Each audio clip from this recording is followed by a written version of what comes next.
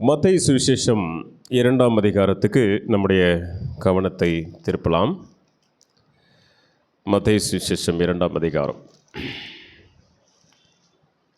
இந்த 2ஆம் அதிகாரத்தில் ஆண்டவராகிய இயேசுவானவருக்கு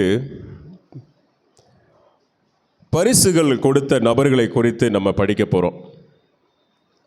காணிக்கை கொண்டு வருகிறார்கள். இதில் சாஸ்திரிகள், கிழக்கிலிருந்து சாஸ்திரிகள் எருசலேமுக்கு வந்து என்று இந்த பகுதி நமக்கு கற்றுக் கொடுக்கிறது. கிழக்கிலிருந்து வந்த சாஸ்திரிகள், அவங்க யூதருக்கு ராஜாவாக பிறந்திருக்கிறவர் எங்கே? கிழக்கிலே அவருடைய நட்சத்திரத்தை கண்டு அவரை பணிந்து கொள்ள வந்தோம் என்றார்கள். எங்கே போய் சொல்கிறாங்க? ஏரோதினுடைய அரண்மனையில் போய் சொல்கிறாங்க. ஏரோது ராஜா அதை கேட்டபொழுது அவனும் அவனோடு கூட எருசலேம் நகரத்தால் அனைவரும் கலங்கினார்கள். பணிந்து கொள்ள வந்தோம், அவர் பிறந்திருக்கிறாராமே, எங்கே இருக்கிறாரு? யூதருக்கு ராஜாவாக பிறந்திருக்கிறவர் எங்கே அப்படின்னு சொல்லி கேட்கும்போது ஏரோதும் வேற யாரு? எருசலேம் நகரத்தார் கலங்குறாங்க. ஏன் எருசலேம் நகரத்தார் போய் கலங்கணும்? யூதருக்கு ராஜாவா பிறந்தா சந்தோஷம் தானே படணும். ஏன் கலங்கினார்கள் என்று தெரியல. ஏரோதும் என்ன பண்ணுறான்? அவனுடைய வாழ்க்கையிலையும் ஒரு சோகம் வருது. திடீர்னு ஒரு ராஜாட்ட போய், உனக்கு பிறகு ஒரு ராஜா வந்திருக்கிறாராமே, அவரை நாங்கள் தொழுது கொள்ள போகிறோன்னா எப்படி இருக்கும்? அவனுக்கு நல்லா இருக்குமா? கஷ்டமாக இருக்கும்ல. ரொம்ப கவலைப்படுறான். எருசலேம் நகரத்தார் அனைவரும் கலங்கினார்கள். உடனே அவன் பிரதான ஆசாரியர், ஜனத்தின் வேதபாரகர் எல்லாரையும் கூடி வர செய்து கிறிஸ்துவானவர் எங்கே பிறப்பார் என்று அவரிடத்தில் விசாரித்தான். இப்போ ஒரு பாயிண்ட் நமக்கு வருது. அவங்க என்ன சொன்னாங்க? சாஸ்திரிகள், யூதருக்கு ராஜாவை பிறந்திருக்கிறது எங்கே? இங்கே தானே பிறந்திருக்கணும், கிழக்கில் அவருடைய நட்சத்திரத்தை கண்டோம் அப்படின்னு சொன்னாங்கல்ல. அப்படின்னா இந்த ஏரோது எப்படி பாயிண்டை பிடிக்கிறான்? அப்படின்னா யாராக இருக்கும்? கிறிஸ்துவாக தான் இருக்கும். அப்போ அவன் கேட்குறான், கிறிஸ்துவானவர் எங்கே பிறப்பார் என்று அவரிடத்தில் விசாரித்தான். யார்கிட்ட விசாரிக்கிறான்? பிரதான ஆசாரியன், வேதபாரகர் எல்லாரையும் கூடி வர செய்து விசாரிக்கிறான். அப்போ அவங்க ஒரு பதில் சொல்றாங்க. அதற்கு அவர்கள், யூதேயாவில் உள்ள பெத்லகேமில் பிறப்பார். அதேனென்றால், யூதேயா தேசத்தில் உள்ள பெத்லகேமே, யூதாவின் பிரபுக்களில் நீ சிறியதல்ல, என் ஜனமாகிய இஸ்ரவேலை ஆளும் பிரபு உன்னிடத்திலிருந்து புறப்படுவார் என்று தீர்க்கதரிசினால் எழுதப்பட்டிருக்கிறது என்றார்கள். அப்பொழுது ஏரோது சாஸ்திரிகளை ரகசியமாய் அழைத்து நட்சத்திரம் காணப்பட்ட காலத்தை குறித்து அவர்களிடத்தில் திட்டமாய் விசாரித்து, நீங்கள் போய் பிள்ளையை குறித்து திட்டமாய் விசாரியுங்கள், நீங்கள் அதை கண்ட பின்பு நானும் வந்ததை சீட்டிங் பணிந்து கொள்ளும்படி எனக்கு அறிவியுங்கள் என்று சொல்லி அவர்களை பெத்லகேமுக்கு அனுப்பினான். சரி, இதெல்லாம் ஒரு சூப்பரான ஒரு அழகான ஒரு உண்மையான விஷயங்களை அங்கேயே நம்ம படிக்கிறோம். திட்டமாக விசாரிக்கிறான். எப்போ இருந்து வந்துச்சு, இந்த குழந்தைக்கு எத்தனை வயசு இருக்கும், அடுத்து நீங்கள் விசாரித்து வந்த பிறகு எனக்கு சொல்லுங்கள், நானும் என்ன செய்ய போகிறேன். இப்படி தான் பிசாசு ரொம்ப டெக்னிக்காக பேசுவான். நானும் பணிந்து கொள்ளணும்னா நம்ம என்ன நினைப்போம்? பரவாயில்ல, இந்த ராஜா பணிந்து கொள்ள போகிறாங்க அப்படின்னு சொல்லிட்டு அவர்கிட்ட போய் சொல்லிடுவோம் அப்படின்னு சொல்லிட்டு டெக்னிக்காக இவன் பேசுகிறான். பணிந்து கொள்றதுக்கு கேட்டானா, கொள்றதுக்கு கேட்டானா? கொள்றதுக்கு. சரி, இதெல்லாம் ஒரு பக்கம். இந்த கண்டென்ட்டை புரிஞ்சுக்கங்க. இன்றைக்கி நம்ம பார்க்க போகிற விஷயம் ரொம்ப முக்கியமானது. ஒரு நம்பிக்கையோட கிழக்கிலிருந்து சாஸ்திரிகள் வெறுமையாக வரவில்லை, ராஜாவை சந்திப்பதற்காக காணிக்கையை கொண்டு வருகிறார்கள். அதை தான் நம்ம இன்றைக்கி ஆழமாக படிக்க போகிறோம். இயேசுவானவர் பிறந்த அந்த நேரத்தில் இந்த கிழக்கிலிருந்து வந்த சாஸ்திரிகளுக்கு கொடுத்த பரிசு அவருக்கு தெரியாது. அவருக்கு தெரிஞ்சிருக்குமா? அட்லீஸ்ட் ஒரு வயசோ ஒரு வயசு இருக்குமா, இல்லை 6 மாதமா, எனக்கு நமக்கு தெரியாது. ஆனால் அவருக்கு இன்னார் கொடுத்தாங்கன்னு தெரியுமா? தெரியாது. ஆனால் அவர்கள் கொண்டு வந்தது என்ன என்று சொன்னால், ராஜா சொன்னதை அவர்கள் கேட்டு போகையிலே இதோ அவர்கள் கிழக்கிலே கண்ட நட்சத்திரம் பிள்ளை இருந்த ஸ்தலத்துக்கு மேல் வந்து நிற்கும் வரைக்கும் அவர்களுக்கு முன் சென்றது. நட்சத்திரம் யாருன்னு அம்மையார் எழுதுறாங்க, தூதர்கள் கூட்டம் அப்படின்னு சொல்லி நம்ம படிச்சிருக்கிறோம். அவர்கள் அந்த நட்சத்திரத்தை கண்டபோது மிகுந்த ஆனந்த சந்தோஷம் அடைந்தார்கள். அவர்கள் அந்த வீட்டுக்குள் பிரவேசித்து, ஏன் நட்சத்திரம் ஸ்ட்ரைட்டாக ஏரோது வீட்டுக்கு போகாமல் ஸ்ட்ரைட்டாக இப்படியே வந்திருக்கலாம்ல? எல்லாம் ஆண்டோடைய திட்டம். அவங்களுக்கு தெரியணும்ல, வேத வாக்கியத்தை சொல்லணும்ல. எருசலேம் கலங்கி கொண்டிருக்கணும் அவசியம் இல்லையே. வேதபாரகன் பரிசேயர் இதை பார்த்த உடனே அவங்களும் சேர்ந்து வந்திருக்கணும். பெத்லகேமுக்கு அவங்க சேர்ந்து வந்திருக்கணும். ஆனால் அவங்க கலங்கினார்கள். அவங்க கலங்கணும்னு அவசியமே இல்லை. எனக்கு அப்படி தான் நிறைய நேரங்களில் உண்மை காரியங்கள் வெளிவரும்போது கலக்கம் வருகிறது. உண்மையான சத்தியம் நம்ம கேட்கும்போது ஒரு பயத்தோடு கூட ஒரு கலக்கமும் சேர்ந்தே வந்து கொண்டிருக்கிறது. ஏன் தெரியல. நம்ம ஆண்டவருக்கு பிரியமாய் வாழும்போது சந்தோஷம்தான் வரணும், கலக்கம் வரக்கூடாது. நிறைய பேருக்கு பயம் வருது, நிறைய பேருக்கு கலக்கம் வருது. சத்திய வார்த்தைகளை நாம் ஆராய்ந்து பார்க்கும்போது கலக்கம் வரக்கூடாது, சந்தோஷம் வரணும். இவங்களுக்கு பாருங்கள், தீர்க்க தரிசனம் இதை பார்த்து கலக்கம் அடைகிறாங்க என்பதை நம்ம பார்க்க முடியும். சரி, அவர்கள் அந்த வீட்டுக்குள் பிரவேசித்து பிள்ளையையும் அதன் தாயாகிய மரியாளையும் கண்டு சாஷ்டாங்கமாய் விழுந்து அதை பணிந்து கொண்டு, எதை? குழந்தைய அதை பணிந்து கொண்டு. நல்ல வேளை, மரியாளையும் கண்டு சாஷ்டாங்கமாய் விழுந்து பணிந்து கொண்டுன்னு போட்டிருந்தா பிரச்சனையாக இருக்கும். இன்றைக்கி பிடிச்சிருப்பாங்க, மரியாதை வணங்கலான்ருவாங்க நம்ம ஆட்கள். அதை பணிந்து கொண்டு சூப்பராக போட்டாங்க. அதை, அந்த குழந்தையை பணிந்து கொண்டு அவர் தொழுகைக்குரியவர் இயேசு கிறிஸ்து என்பதை கிழக்கத்திய சாஸ்திரிகள் நிரூபிக்கிறார்கள். அவர் யூதருக்கு ராஜா என்று அன்னைக்கே நிரூபிக்கிறார்கள். தீர்க்க தரிசனம் ஒன்று எழுதப்பட்டு இருக்கிறது, அன்னைக்கே அந்த கிழக்கத்திய சாஸ்திரிகள் நிரூபிக்கிறார்கள். எவ்வளவு அருமையான ஒரு அனுபவம் பாருங்க. இயேசுவானவர் தொழுகைக்குரியவர், அவர் வணக்கத்துக்குரியவர், அவரை தொழுது கொள்ள வேண்டும், அவர் தெய்வம் என்று சொல்லி எபிரேயர் 1ஆம் அதிகாரத்தில் நம்ம பார்க்கிறோம் அல்லவா? தெய்வ தூதர்கள் எல்லாத்தையும் சொல்றாரு, அவரை தொழுது கொள்ள கடவீர்கள். வசனத்துக்கு போயிட்டு வரலாமா? எபிரேயர் புஸ்தகத்துக்கு போங்க.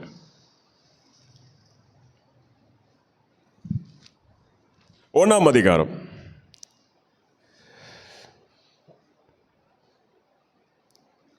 8வது வசனம். குமாரனை நோக்கி, தேவனே தேவனே உம்முடைய சிங்காசனம் என்னென்றைக்கும் உள்ளது, உம்முடைய ராஜ்யத்தின் செங்கோல் நீதி உள்ள செங்கோலாயிருக்கிறது. 5வது வசனத்துக்கு வாங்க. இப்ப எப்படி எனில், நீர் என்னுடைய குமாரன், இன்று நான் உம்மை ஜெனிப்பித்தேன் என்றும் நான் அவருக்கு பிதாவாய் இருப்பேன், அவர் எனக்கு குமாரனாய் இருப்பார் என்றும் அவர் தூதர்களில் யாருக்காவது எப்போதாகிலும் சொன்னதுண்டா? மேலும் தமது முதற் பேரானவரை உலகத்தில் பிரவேசிக்க செய்த போது தேவதூதர்கள் யாவரும் அவரை தொழுது கொள்ள கிடவர்கள் என்றார். தூதர்கள் தொழுறாங்க. அடுத்து யார் தொழுது கொள்ள வர்றா? கிழக்கத்திய சாஸ்திரிகள் தொழுது கொள்ள வருகிறார்கள். இன்னைக்கு நம்ம அதில் ரொம்ப முக்கியமான ஒரு விஷயத்தை தான் நம்ம எடுக்க போகிறோம். அதிலிருந்து தொழுகைக்குரியவர் என்கிற ஒரு விஷயம் ஒரு பக்கம் உண்மையான ஒரு விஷயமாக இருக்கிறது. இந்த 2ஆம் அதிகாரத்தில், மத்தேயு 2ஆம் அதிகாரத்துக்கு மீண்டும் வாங்க. அவர்கள் பணிந்து கொண்டு தங்கள் பொக்கிஷங்களை திறந்து எதெல்லாம் கொடுக்குறாங்க? பொன்னையும் தூபவர்க்கத்தையும் வெள்ளை போலத்தையும் அதற்கு காணிக்கையாக வைத்தார்கள். இன்னைக்கு நம்ம படிக்கிற விஷயம் என்னன்னா, நம்ம இப்போ ஆண்டவருக்கு ஏதாவது கொடுக்குறோம் அப்படின்னா நம்ம என்ன எதிர்பார்ப்போம்? மீண்டும் நமக்கு வரணும்னு எதிர்பார்ப்போமா, இல்லை எனக்கு வரலைனாலும் பரவாயில்ல நான் ஆண்டவருக்கு கொடுக்கணும்னு எதிர்பார்ப்போமா? நம்ம என்றைக்குமே ஆண்டவர் சொல்லியிருக்காரு என்னது, நீ கொடுத்தேன்னா எத்தனை மடங்கு ஆசீர்வதிப்பேன் இருக்கார். ஏதாவது சொல்லியிருக்கிறாரா? மல்கியால எதுவும் சொல்லலையா? என்னம்மா? வானத்தின் பலகணிகளை திறந்துவார். அதைத்தான் ஜெபம் பண்ணும். ஆண்டவரே பலகணிகளை திறங்க. நான் ஒரு பலகணியை திறந்து கொடுத்துட்டேன். நான் ஜிப்பை பர்ஸில் இருக்கிறத இதை எடுத்து நீட்டாக ஒரு 10 ரூபாய் 20 ரூபாய் கொடுத்துட்டேன், எனக்கு நீங்கள் வானத்தின் பலகனியை தரங்க.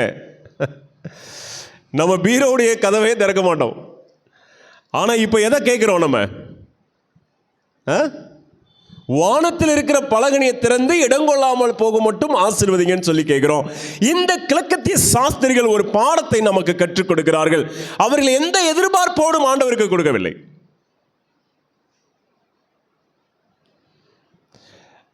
அவர் யாரு? ஒரு குழந்தை, அவ்வளவுதான். அவர் நம்மளை பாராட்டுவாருன்னு சொல்லி கொடுக்கவே இல்லை. அவங்க பணிந்து கொண்டு தூதர்கள் தொழுது கொண்ட அதே இயேசுவை இந்த கிழக்கத்திய சாஸ்திரிகள் தொழுது கொள்கிறார்கள். தொழுது கொண்டு எந்த கைமாறு கருதாதபடிக்கு, மீண்டும் எங்களுக்கு ஏதாவது கிடைக்கும் என்று கருதாதபடிக்கு ஆண்டவரை அந்த இடத்துல பரிசு கொடுத்து கனம் செய்கிறார்கள்.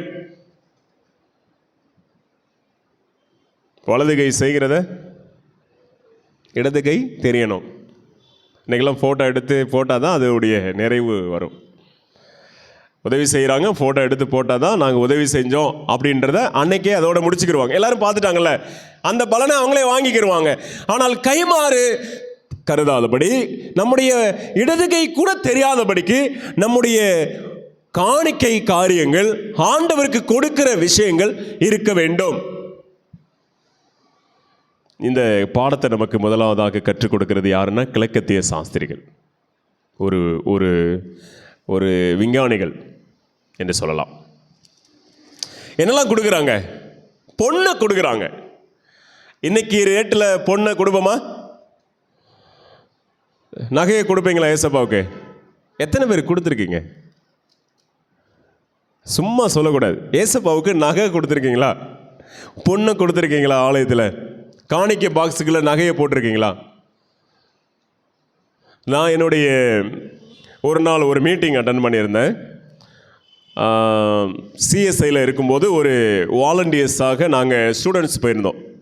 ஒரு பெரிய மீட்டிங் நடக்குது. அதில் எங்களுக்கு டியூட்டி என்னென்னா காணிக்கை எடுக்கிற வேலை. ஸ்டூடெண்ட்ஸுக்கு எல்லாருக்கும் ஒரு 60-70 ஸ்டூடெண்ட் போயிருக்கிறோம். எல்லாம் காணிக்கை எடுக்கிறது, ஒவ்வொரு பாக்ஸை வச்சுருக்கிறோம். சரிங்களா? அது ஐடி கார்டு கொடுத்துருப்பாங்க, போட்டிருக்கணும். ஐடி கார்டு இல்லைன்னா காணிக்கை வாங்கக்கூடாது. எல்லாம் ஆட்டைக்கு போட்டு போயிடுவோம்ல, அதுக்காக ஐடி கார்டு இருக்கணும். எல்லாம் தெளிவாக வச்சுருப்பாங்க. நான் வாங்க போகும்போது அவர் ஒரு ஆல்டர் கால் கொடுக்குறாரு.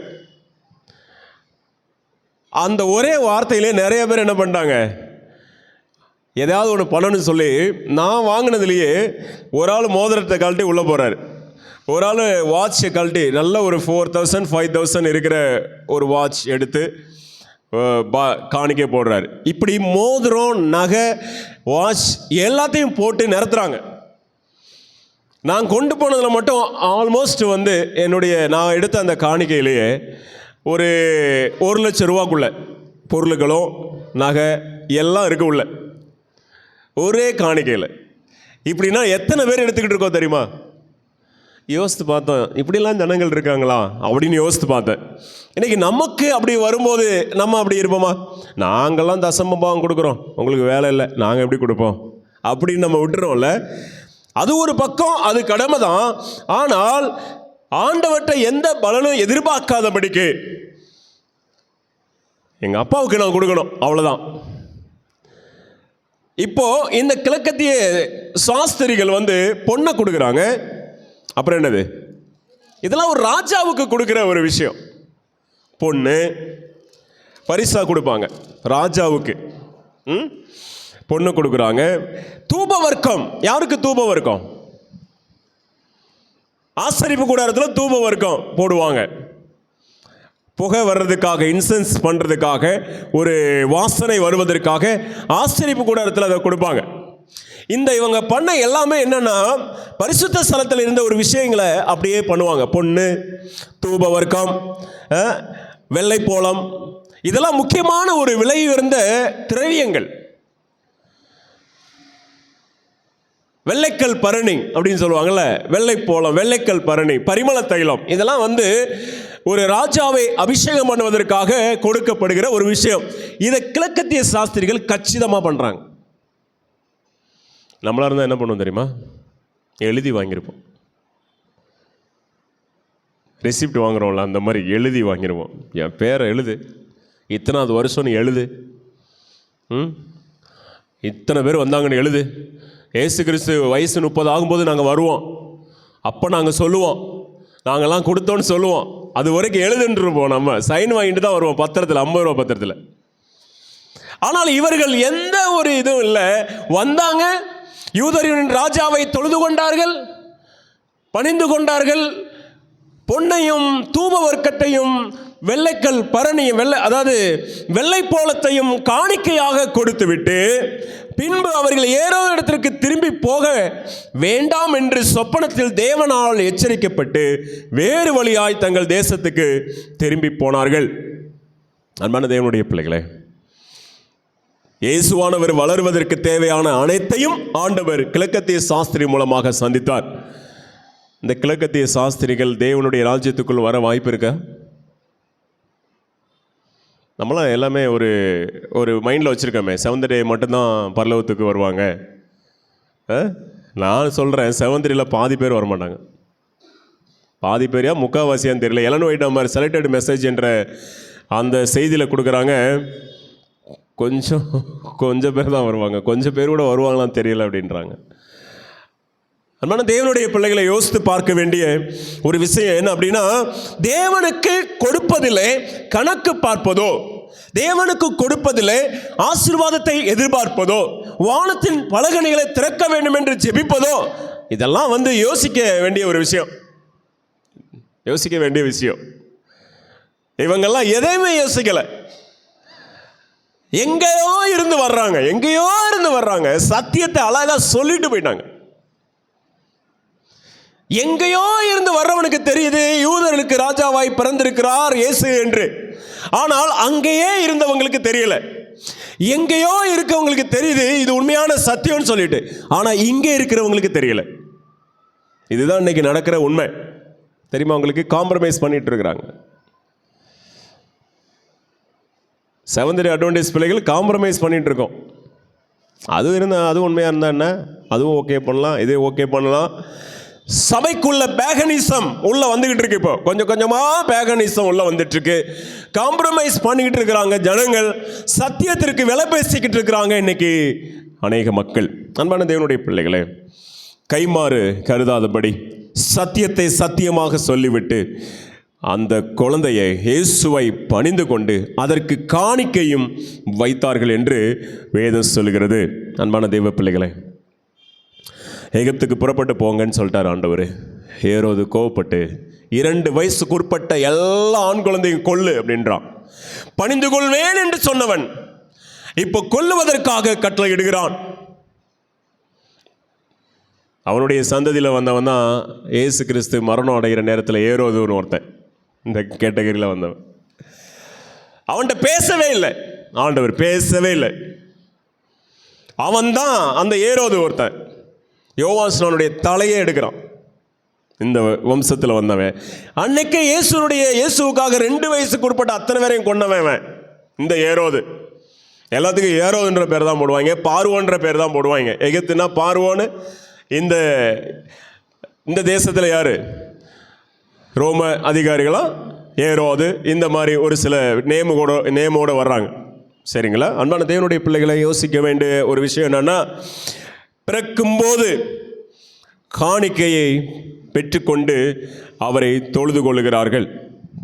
2வது விஷயம் என்ன அப்படின்னா, அவர் மரிக்கும்போது, நான் இதை கொஞ்சம் அப்படியே ஆராய்ந்து பார்த்து கொண்டு இருக்கும்போது, ஏசப்பா குழந்தையா இருக்கும்போது காணிக்கை கொடுத்தது யாருன்னு தெரியாது அவருக்கு.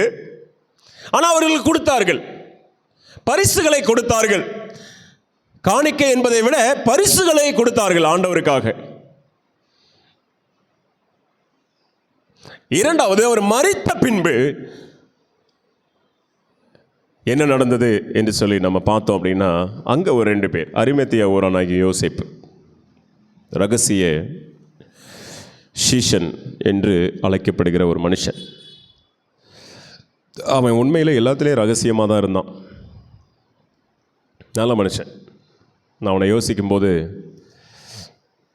வெரி குட், நல்ல மனுஷன். எல்லாமே அவன் ரகசியமாக பண்ணுறான். ஒருவேளை மரித்த பின்பு அவனுக்கு இருந்த கல்லறையை குடிக்கிறான். இதை குறித்து மத்தேயு 27 அதிகாரத்துக்கு கவனத்தை திருப்புங்க. 57 வசனத்தை வாசிங்க. சாயங்காலமான போது இயேசுவுக்கு சீஷனும் ஐசுவரியவனுமாய் இருந்த யோசேப்பு என்னும் பெயர் கொண்ட அரிமத்தியா ஊரானாகிய ஒரு மனுஷன் வந்து பிலாத்துவினிடத்தில் போய் இயேசுவின் சரீரத்தை கேட்டான். அப்பொழுது சரீரத்தை கொடுக்கும்படி பிலாத்து கட்டளையிட்டான். யோசேப்பு அந்த சரீரத்தை எடுத்து துயதான மெல்லிய துப்பட்டியிலே சுற்றி தன் கண்மலையிலே வெட்டி இருந்த தன்னுடைய புதிய கல்லறையிலே அதை வைத்து கல்லறையின் வாசலில் ஒரு பெரிய கல்லை புரட்டி வைத்து போனான். அந்த மகதலேனா மரியாளும் அங்கே மற்ற மரியாளும் கல்லறைக்கு எதிராக உட்கார்ந்தார்கள். இங்கே சொல்லப்படுகிற ஒரு விஷயம் இது. அரிமத்தியா ஊரானாகிய இந்த மனுஷன் ஆண்டவருக்கு என்னெல்லாம் பண்ணுறான் என்பதை நம்ம யோசிக்க வேண்டிய ஒரு விஷயம். 60வது வசனத்து வரைக்கும் அவரை குறித்து சொல்லப்படுகிறது. ஏசப்பா மரித்த பிறகு அவருக்கு நம்மளாக இருந்தால் என்ன பண்ணுவோம்? யோசிங்க. நம்மளாக இருந்தால் என்ன பண்ணுவோம்? செத்து போயிட்டார், இன்னும் போய் அவருக்கு போய் என்னத்தை போய் செய்கிறது? நிறைய பேர் அப்படி தான் நம்ம யோசிக்கிறோம். செத்த பிறகு அவரை பார்த்து என்ன பண்ணுறது? உயிரோடு இருக்கும்போதே ஒன்றுமே பண்ணலை, இப்போ என்ன செய்கிறது அப்படின்னு சொல்லிட்டு நிறைய நேரத்தில் நம்ம யோசிப்போம். ஆனால் இந்த மனுஷன் மெல்லிய துப்பட்டிகளை சுற்றுகிறான். அதைத்தான் ஆண்டவர் என்ன செய்கிறாரு? மடித்து வைக்கிறார் என்று சொல்லி பார்க்க முடியும். 100 ராத்தல் என்று சொல்லப்படுகிறது. அந்த அளவுக்கு ஒரு நிமிஷம் அந்த வசனத்தை நான் சொல்கிறேன்.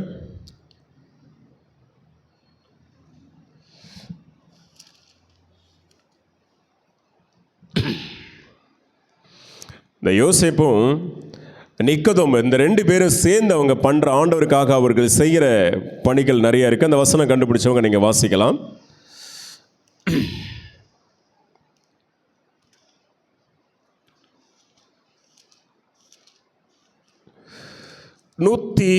ஒரு ராத்தல் என்பது 100 கிலோ கணக்கில் இருக்கும். அது வசனத்தை மிஸ் பண்ணுற மாதிரி இருக்குது.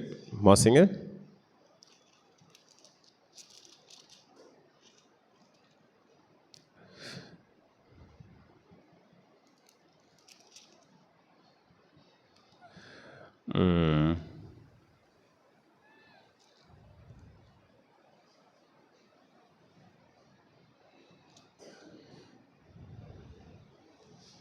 சரி, மார்க்கில் இல்லது. லூக்கால் எடுங்க. லூக்கால் இருக்கணும்.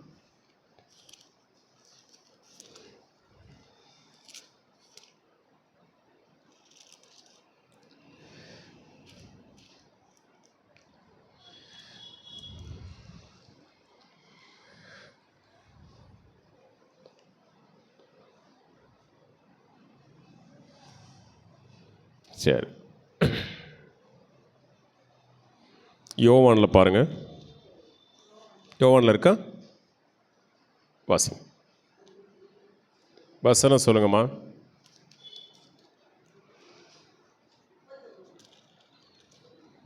எத்தனை? 19? வாசிங்க. ஆரம்பத்திலே ஒரு ராத்திரியிலே இயேசுவிடத்தில் வந்திருந்த நிக்கோதேமு என்பவன் வெள்ளை போலமும் கரிய போலமும் கலந்து ஏறக்குறைய 100 ராத்தல் கொண்டு வந்தான். இந்த யோசேப்பும் நிக்கோதேமும் அவங்க செய்த இந்த பணிகள், இந்த காணிக்கை கொடுத்த இந்த விஷயத்தை பாருங்க. மரித்த பின்பு யாருக்குமே தெரியாது, அவருக்கு என்னன்னே தெரியாது. அப்போ கொடுக்குறாங்க. இதெல்லாம் நான் யோசித்து பார்த்துட்டே இருந்தேன். நம்ம உயிரோடு இருக்கும்போதே கொடுக்க மாட்டோம். மரித்த பின்பு அவர்கள் செய்த அந்த பரிசு காணிக்கை எவ்வளவு முக்கியமானதாக இருந்தது என்பதை யோசிக்க நேர்ந்தது. அன்பான தேவனுடைய பிள்ளைகளை, மரணம் அடைந்த பிறகு அவருக்கு பரிசுகளை கொடுத்தார்கள். பிறக்கும்போது அவருக்கு என்னன்னே தெரியாது. அப்ப பரிசுகளை கிழக்கத்திய சாஸ்திரிகள் கொடுக்கிறார்கள். ஆண்டவரை பற்றியே தெரியாத ஒரு மனுஷங்க பரிசை கொடுக்குறாங்க. இங்கே ஆண்டவருக்கு ரகசியமாக இருந்தவங்க, சீஷர்கள் ரகசியமா இயேசு கிறிஸ்து இருக்கும்போது நான் தான் உன் சீசன் கூட சொல்லலாம். அவங்க அப்படிப்பட்டவங்க, ஒருத்தன் கல்லறையை கொடுக்குறான், ஒருத்தன் மெல்லிய துப்பட்டி வாங்கிட்டு வரான், வேஷ்டி வாங்கிட்டு வரான், அதை அப்படியே வாங்குறான், பிளாத்தி இடத்துலேருந்து அந்த சரீரத்தை எடுத்துகிட்டு போகிறதுக்கு பெர்மிஷன் கேட்குறான். அதுக்கடுத்து நிக்கோதேமு இந்த 100 ராத்தல், இந்த ஒரு ராத்தல் என்பது ஒரு கிலோ 1.3 kg, அப்போ 120 கிலோக்குள்ள அந்த பரிமள தைலம், கரியப்போளம் எல்லாத்தையும் கொண்டு வந்து என்ன பண்ணுறாங்க, பதப்படுத்துறதுக்காக கொண்டு வராங்க. சரீரம் இதாகிடக்கூடாதுன்றதுக்காக கொண்டு வராங்க. அன்பான தேவ பிள்ளைகளே, 2 அனுபவத்தை நம்ம பார்த்துருக்குறோம். ஒன்று பிறக்கும்போது, 2வது மரிக்கும்போது. ஆனால் இடையில ஒரே ஒரு அனுபவத்தை மட்டும் நாம் பார்க்க போகிறோம். லூக்கா சுவிசேஷத்துக்கு கவனத்தை திருப்புங்க. 23ஆம் அதிகாரம், 23ஆம் அதிகாரத்துக்கு வாங்க. 56வது வசனத்தை வாசிக்கலாம்.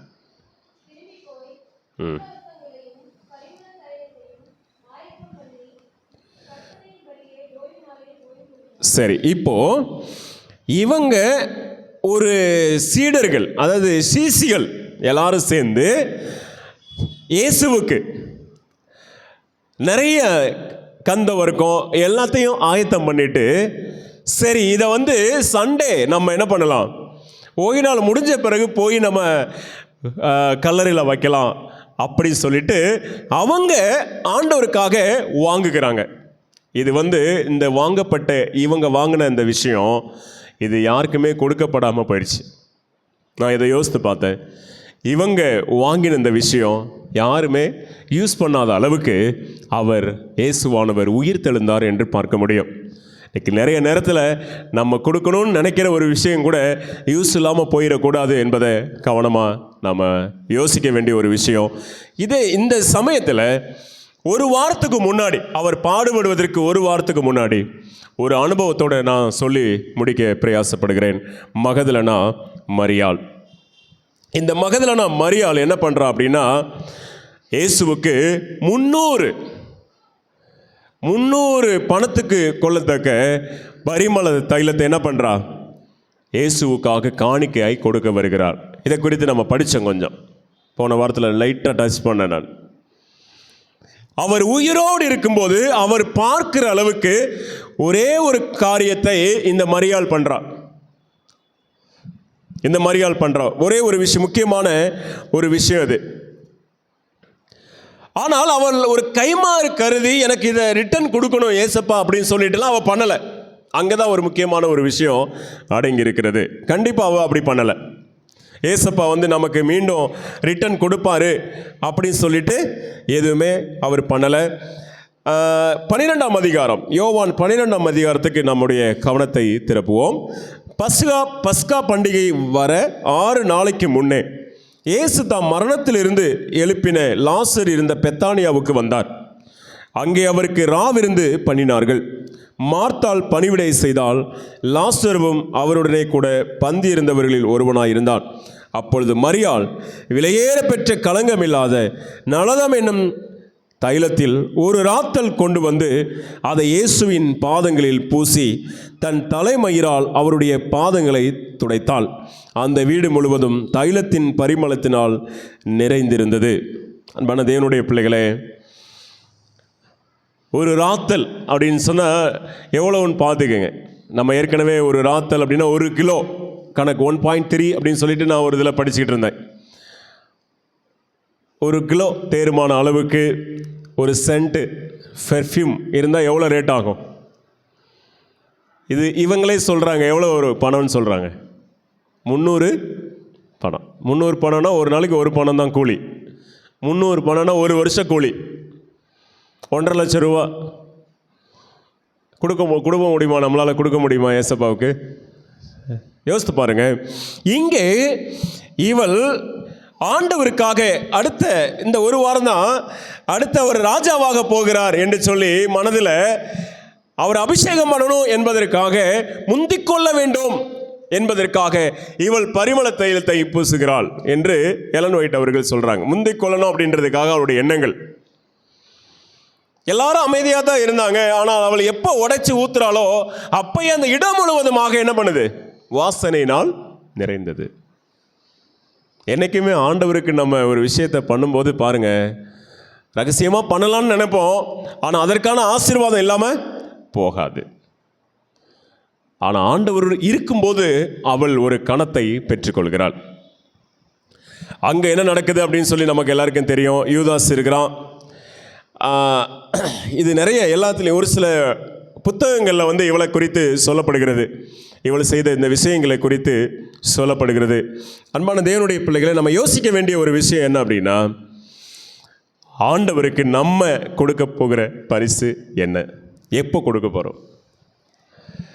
பிறந்தபோது கொடுத்தாங்க, மரித்த பிறகு கொடுத்தாங்க, உயிரோடு இருக்கும்போது இவ கொடுக்குறா.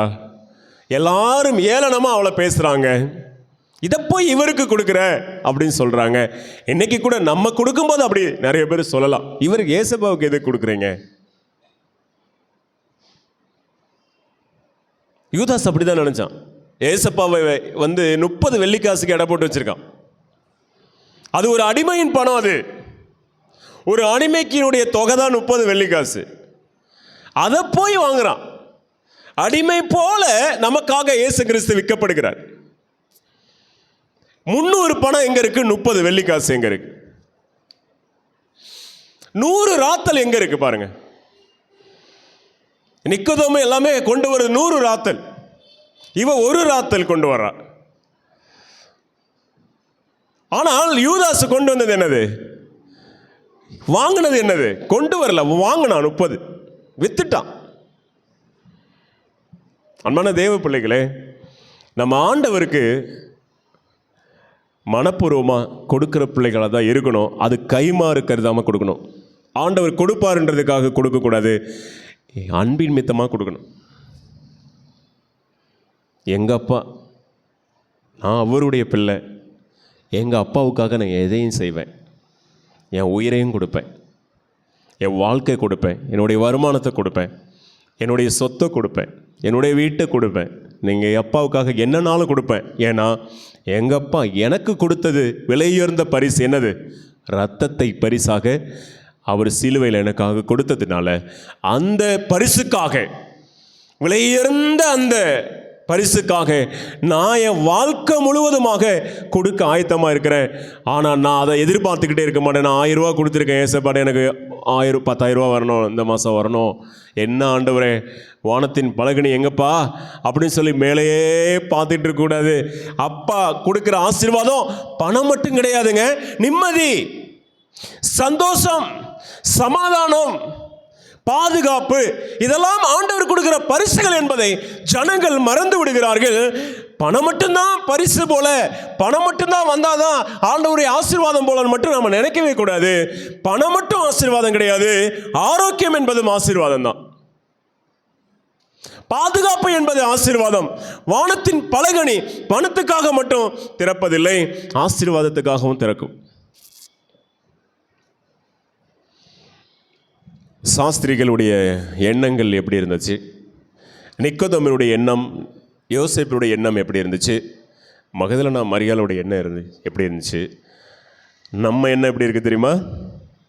நான் யூதாஸ்னு ஒரு கேரக்டர் உள்ளே வந்துச்சுல, இவ்வளவா இதையா கொடுக்குறீங்க இவருக்கா? வேண்டாம் வேண்டாம், இப்படியே சொல்லி சொல்லி வாழ்க்கையில் நம்மளும் முன்னேற மாட்டோம், அடுத்தவங்களும். நம்முடைய செய்கைகள் யாருக்கு செய்கிறோம்? ராஜா.